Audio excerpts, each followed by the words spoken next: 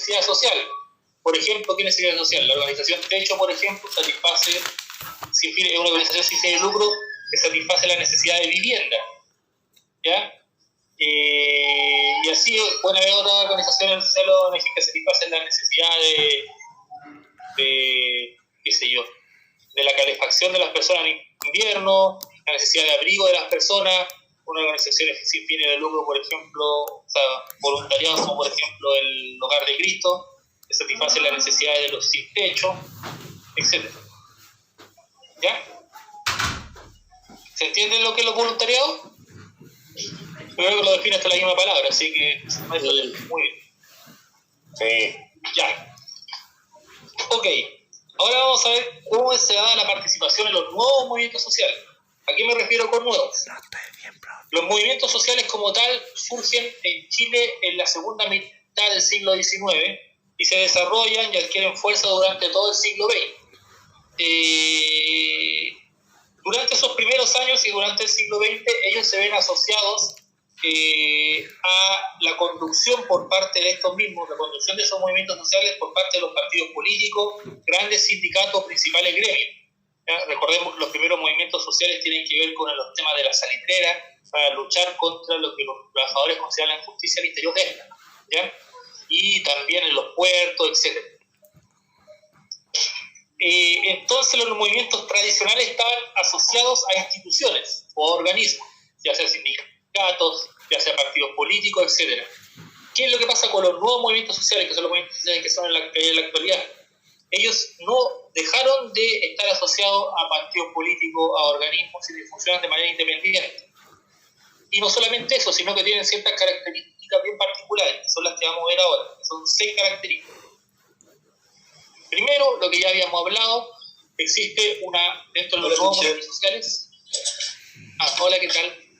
Dentro de los nuevos movimientos sociales, o NMS, lo puede decir NMS, nuevos movimientos sociales, está la autonomía respecto del Estado, es decir, son autónomos respecto del Estado, son independientes del Estado, y los partidos políticos con el fin de evitar el clientelismo y la cooptación. ¿Qué significa el clientelismo y la cooptación? Que estos pueden ser dominados o controlados por los partidos políticos. ¿Ya? Para evitar que pase eso,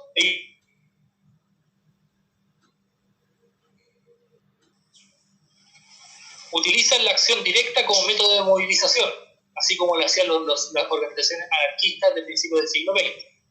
¿Ya? ¿Qué quiere decir esto? De movilización y protesta. Por ejemplo, la toma de instalaciones públicas, el encendido de barricadas, el encadenamiento en estructura de altura, etc. ¿Ya? En cuanto a sus estructuras organizativas o su organización, son flexibles. ¿Ya? No existen jerarquías, no hay jerarquías y refuerzan relaciones de tipo horizontal, como las asambleas, es decir, relaciones en que todos los integrantes del movimiento tienen un mismo valor, son todos iguales. ¿Ya? Por último, me faltan 3, perdón. Los liderazgos de estos movimientos sociales, de los nuevos movimientos sociales, deben cumplir mandatos, es decir, lo que le manda el colectivo. Por lo tanto, mandatos concretos. Y las figuras de los liderazgos al mismo tiempo son revocables. Entonces ya no se habla del representante, la figura del representante es reemplazada por la figura del delegado. Se habla de un delegado, es decir, ¿qué es lo que hace el delegado? Simplemente comunica al resto la postura colectiva del movimiento y tiene que responder siempre al movimiento. Y si el movimiento decide que el delegado no está transmitiendo bien su mensaje, lo sacan simplemente. No hay como jerarquía, sino que es igual al resto, solamente que tiene la capacidad de ser el que lleva el mensaje. ¿Se entiende? Es el que lleva el mensaje. También reivindican la praxis como instancia concreta y cotidiana de acción. ¿Pero ese es el delegado? Lo que hablé anteriormente era el delegado. No, pero lo que estás diciendo ahora. No, ahora estoy hablando de la praxis. Otra característica. Otra característica. Entonces reivindican la praxis como acción concreta y cotidiana. para la materialización de sus objetivos. Quiere decir la praxis que ellos buscan siempre obtener objetivos prácticos, realizables, que sean concretos. ¿Ya? Y, por último, reivindican el territorio como base simbólica y material para su organización. Generalmente son movimientos sociales que están asociados a territorio. Por ejemplo, estos movimientos sociales que surgieron en Aysén y Magallanes, ¿se acuerdan? Para reivindicar derechos de los habitantes de esa zona. Por ejemplo, Magallanes surgió de un movimiento que tiene que ver, una asamblea ciudadana que se hizo para evitar que les subieran los impuestos. O sea, que les sacaran un subsidio que había para la compra de combustible. Uno dirá, ¿por qué hay un subsidio para la compra de combustible en Magallanes y no en el resto del país? Porque en Magallanes las temperaturas son distintas a las del resto del país. ¿Se entiende? Y Chelo, una pregunta, ¿cuál es el último punto que dijo? El último punto es la revalorización del territorio como base simbólica y material. Revalorización del territorio como base simbólica y material para la organización. De ahí vi el ejemplo de lo de Magallanes. ¿Se entiende? Sí, no entendí la primera palabra, era revalorización. Revalorización. Ya. Revalorización del territorio como base simbólica y material de la organización. Entonces, por lo mismo, ellos buscan mayores grados de soberanía sobre el mismo, es decir, que el mismo territorio y las mismas personas del territorio se organicen y por sí mismas, sin intervención del Estado o de otro organismo, como pasó en la asamblea esta de Magallanes, que se organizaron para evitar que les quitaran ese impuesto que afectaba su vida cotidiana. ¿Ya? Porque si les quitaban ese impuesto al subsidio del combustible, ellos se veían sumamente complicados. ¿Ya? Porque cómo calefaccionarse, etcétera, a su vida cotidiana. ¿Ya? Bien, esas son las 6 características de los nuevos movimientos sociales. Ahora vamos a pasar a ver otro tema, que es el de las responsabilidades ciudadanas.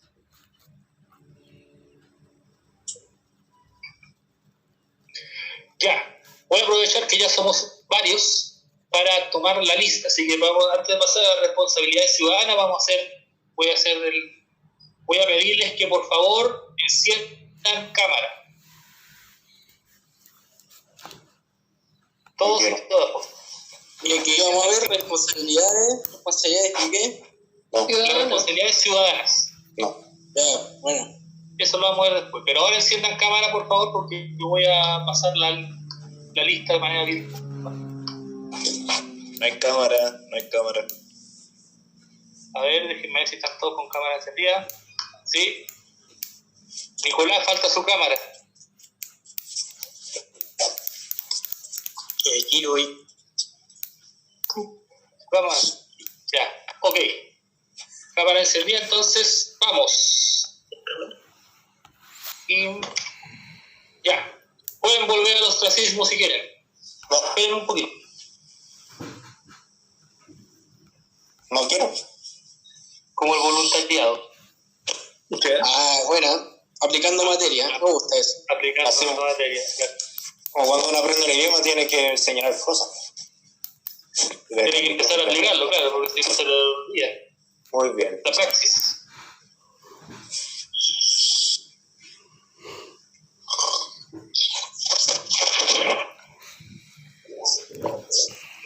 Ya, esperemos un poquito, vuelvo al tiro que tengo que cortar y pegar y colocarle el nombre y estamos listos.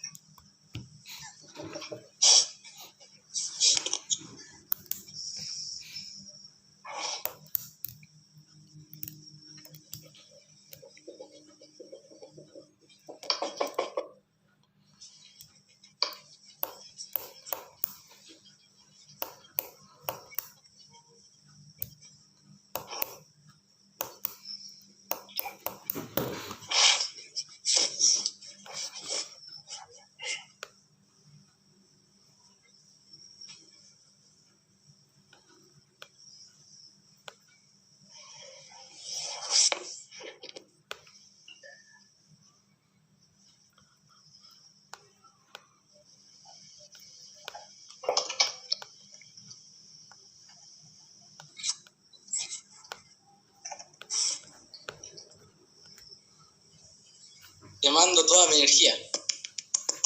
Asistencia, estamos a 1 de junio. No, 2 de junio.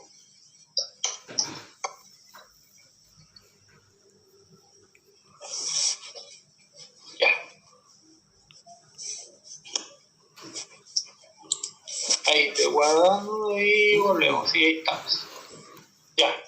Entonces, vamos al siguiente tema, que es el de las responsabilidades ciudadanas. La vida en una sociedad requiere el compromiso activo de las personas que ahí viven en ella, ¿ya? Y ese compromiso activo tiene que ser en el día a día, en el cotidiano, ¿ya? Y en ese cotidiano, ese compromiso activo se tiene que ver reflejado en el cumplimiento de ciertas obligaciones sociales, ciertas obligaciones para con la sociedad, ¿ya? A eso es lo que llamamos la responsabilidad ciudadana. Por lo tanto, eso se va a encarnar en múltiples acciones e interacciones que las personas realizan cotidianamente en su relación con otros miembros de la sociedad o con otros grupos de la sociedad. Y su objetivo va a ser el fortalecimiento del bienestar común, del bienestar de todos, del bien común de las personas. Entre las responsabilidades ciudadanas más notorias está, por ejemplo, la tolerancia a la diversidad, el respeto y cuidado del espacio público, ¿ya? Y el pago de los tributos. ¿Por qué hablamos del pago de los tributos? Porque los tributos implican que las personas se comprometen con el resto de la sociedad, entregan parte de su dinero para que el Estado se encargue de mantener el bien común de todos, ¿ya? O reciben parte del dinero que otras personas entregan para tratar de que la sociedad exista una cierta igualdad en la sociedad, comillas. Dígame. ¿Podría repetir los 3 ejemplos, por favor? Ya.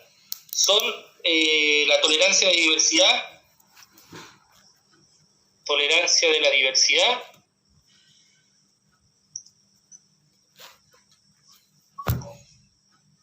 el respeto y cuidado del espacio público y el pago de los tributos.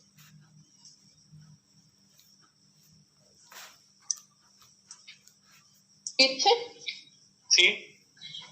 Usted dijo que eran múltiples interacciones, ¿y qué más?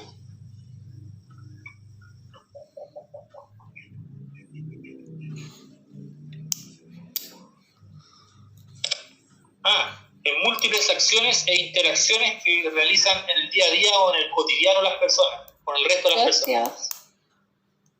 Eso es. Ya. Entonces vamos a ver ahora el primero de estos, que es el cuidado del espacio público. O sea, vamos a ver el cuidado del espacio público y el pago de impuestos.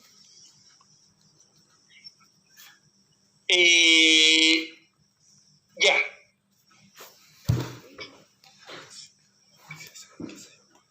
El espacio público, ¿qué es? ¿Qué es primero el espacio público? Es un lugar físico y simbólico donde interactúa una comunidad humana. ¿Ya? ¿A qué me refiero con físico y simbólico? Que no solamente son las construcciones, la arquitectura en sí mismo, sino que también tiene que ver con las relaciones que se dan entre las personas en él. Por eso es un lugar simbólico. Por ejemplo, una plaza no es solamente el hecho de que esté la plaza, del pasto, los árboles, etcétera, que sería lo material, sino que también es un espacio público porque hay relaciones entre los seres humanos que se dan al interior de él. A eso nos referimos con simbólico. ¿Se entiende? Ya. Muy bien. De esta forma, el espacio público es un lugar de encuentro entre las personas, donde las personas socializan. Bueno, cuando podíamos socializar, dada la contingencia. Ya se envía en sociedad. ¿Ya? Ahora por Zoom, claro. Ahora no podemos hacerlo de manera directa. Y es el lugar donde desarrollan las personas su vida, ya sea su vida familiar, el ámbito estudiantil o laboral, etc.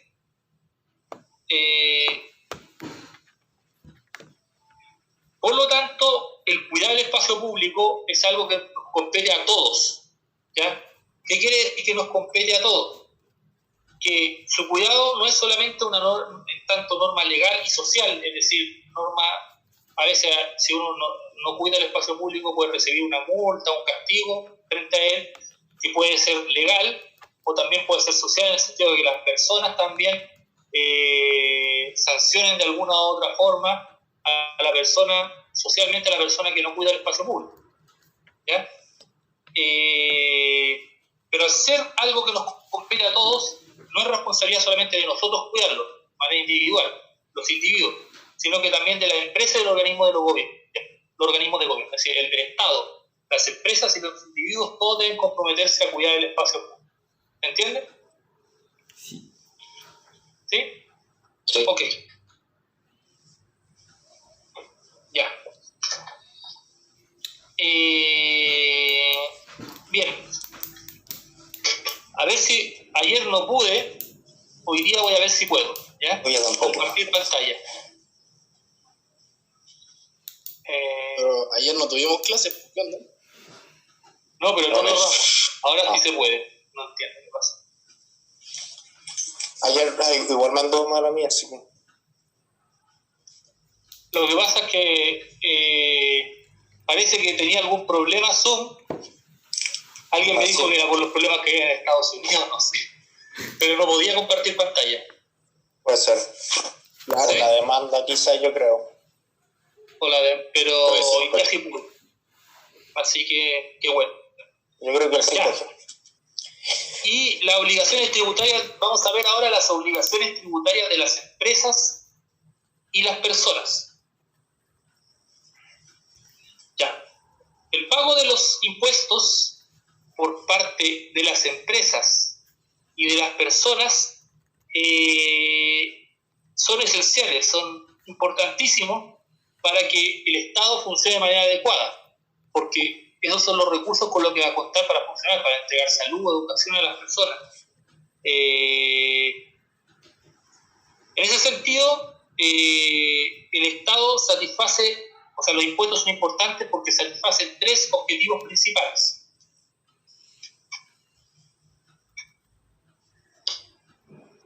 Primer objetivo, financian la administración del Estado y también la provisión, tiene que ver de proveer, de dar, la provisión de bienes públicos. ¿A qué me refiero con provisión de bienes públicos? A lo que entrega el Estado a las personas. Es decir, la salud, la educación, la defensa, las políticas sociales, todo lo que hace el Estado lo obtiene de los tributos que recibe o cobra, de los impuestos. ¿Se entiende? ¿Ya? Por ejemplo, ahora que estamos en la contingencia del COVID y se están entregando estas cajas de alimentos, eso no podría hacerlo el Estado si no cobrara impuestos. De ahí es donde saca los recursos. ¿Se entiende? Sí. ¿Usted dijo financian los objetos públicos o los objetivos? Para la provisión de bienes públicos. Ah, perdón. Provisión. Puede ser sinónimo de entrega. Entrega de bienes públicos. Un perrito. Ya. También los otros objetivos, el segundo objetivo que tienen los impuestos o los tributos es tener una finalidad redistributiva. ¿A qué me refiero con una finalidad redistributiva?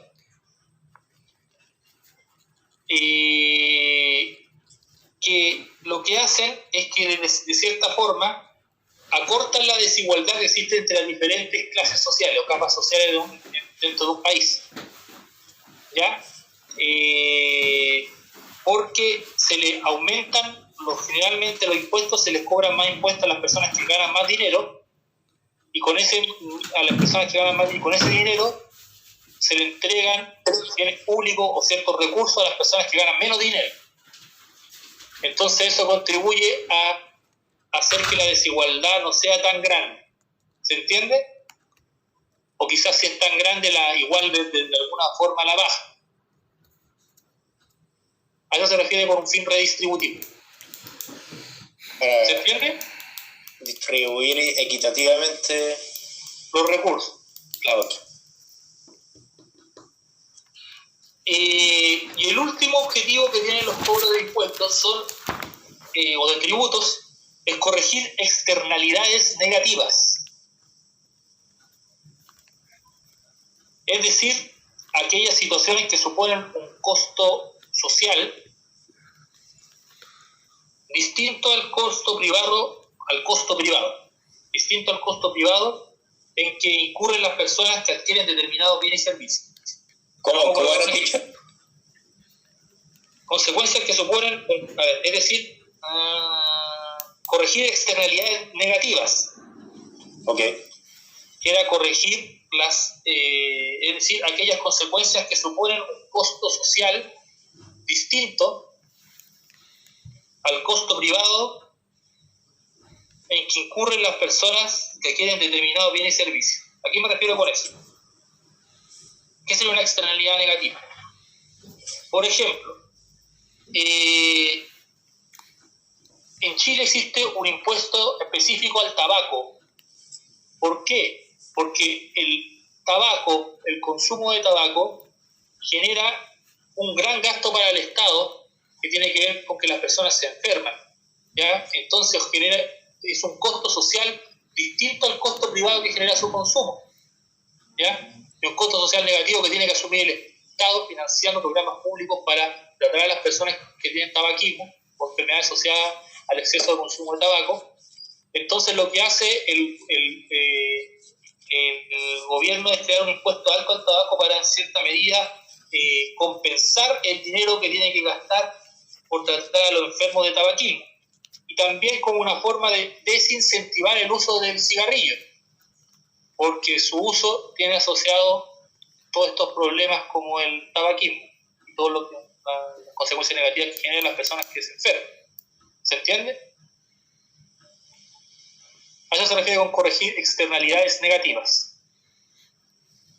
Se entiende. Bien. Ok,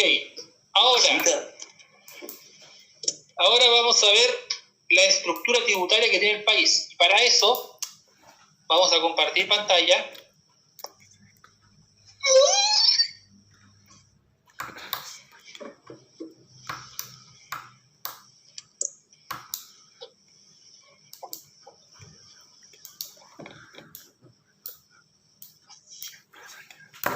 Ay, mi guata. Ay, coño. Te lo voy a marcar, pero me equivoqué. Coño, papi. Buenas tardes. ¿Se observa el PDF? La respuesta. Ay, que son unas preguntas. Miren, yo le envié hace un tiempo, antes de que estuviéramos en las clases en Zoom, una guía. No sé si alguien la revisó, que era de nacionalidad y ciudadanía. ¿Sí la vieron? Sí, no, pero nunca la terminé. Claro, por Porque la guía supuesto. queda bien larga del PDF. Debo decir que no. No la terminé nunca. Ya, algunos la vieron, empezaron, pero era muy larga y no. En algún momento dado del año vamos a revisarla entre todos, ¿ya? Pero ahora vamos a revisar una parte de ella, ¿ya? Que es la estructura tributaria de los impuestos. ¿Pueden observar ahí? ¿Se ve bien? Sí, súper bien. Sí. Ok. Entonces, la estructura tributaria considera los siguientes impuestos. Están los impuestos a la renta, es decir, los impuestos a las ganancias, ¿ya? A lo que gana una persona o una empresa. Y se desglosan en lo siguiente: impuesto a las empresas, impuestos a las utilidades, ¿ya? Utilidades son lo que las personas ganan, e impuesto a las personas. Y a las personas, eso se subdivide en dos. Personas naturales reciben dos tipos de impuestos: el impuesto global complementario y el impuesto de segunda categoría. Y los no residentes, el impuesto adicional, ¿ya? Las personas que no residen en Chile. impuesto a las ventas y servicios. Aquí, en el impuesto a las ventas y servicios hay varios impuestos, pero hay un impuesto que significa uno de los ingresos más altos para el Estado, en cuanto a cantidad de dinero, que es el impuesto al valor agregado, el famoso IVA, que creo que es un 19%. ¿Por qué significa una gran cantidad de dinero? Porque nosotros al comprar cualquier cosa, como por ejemplo este plumón, estamos pagando un 19% extra en IVA. Y en todo lo que ustedes compran están pagando 19%. ¿Se entiende? Por eso es que hay personas que dicen que hay que bajar el IVA, para bajar un poco el costo de la vida. ¿Ya? Y otras personas que dicen que no, porque ya bajamos el IVA, pero ¿cómo compensamos todo el dinero que deja de perder el Estado que entrega en salud, educación, etcétera? ¿De dónde lo sacan? De ahí siempre existe el eterno debate. ¿Se entiende? Es decir, uno puede decir, bajemos un impuesto ya, pero si bajamos un impuesto, ¿de dónde sacamos el dinero que se pierde con ese impuesto? ¿Subiendo otro impuesto? Y así. ¿Ya? Después, están los impuestos específicos a la venta de vehículos. ¿Ya? También está el impuesto específico a productos suntuarios, es decir, a productos lujosos. Si usted se compra un collar de oro de no sé cuántos quilates, va a pagar un extra en dinero por comprarse un objeto lujoso. ¿Ya? Pues se supone que si usted se está dando el gusto de comprar un objeto lujoso, puede pagar una cantidad extra, tiene los recursos suficientes. Después, impuestos a bebidas alcohólicas, analcohólicas y productos similares, e impuestos especiales a la venta de ciertos productos. Aquí empezó la amenaza. Después están los impuestos específicos. ¿Ya? Los impuestos específicos. En este caso, está el impuesto al tabaco del que ya le había hablado, cigarros y cigarrillos, y también los impuestos a los combustibles. ¿Ya?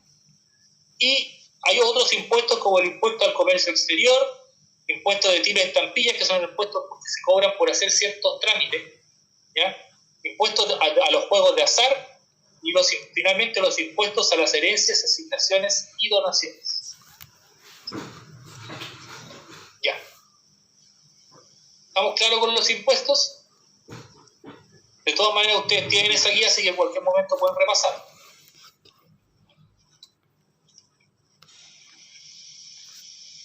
Y también existen otras clasificaciones de impuestos.